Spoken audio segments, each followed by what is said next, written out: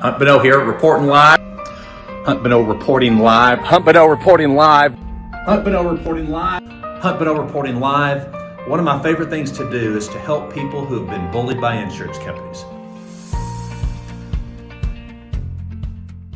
So today we're going to go do what we do in our 18-wheeler cases is get out to the scene. We want to inspect the vehicles. In this particular case, angels must have been with our client because there's no reason why she should have survived. When you see the property damage on this car, you're going to wonder how she survived.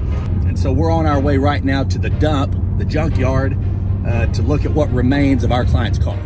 All right, so what our expert over here is doing is this camera here is a scanner. It does a full 3D scan of the vehicle. It's going to help us know where the impact was, what the crush was. It helps us to, when we're doing the accident reconstruction, tells us how, it can even help tell us how fast the 18-wheeler was going and where he made impact. When I come out to the scene, I'm able to look from a legal standpoint, and from a legal point of view, look at the vehicle, and at the same time, Zach's here and he's able to look at it from an accident reconstruction standpoint. And so together, from a team approach, we're able to gather data from a different perspective. And that's what helps me the most. When we get out to the scene first, we get our expert out of the vehicle first. It just gives us a chance to get ahead. You see that seat's actually bent forward? You're saying just because he hit over on this side, right. That's the way she survived? Right, yeah.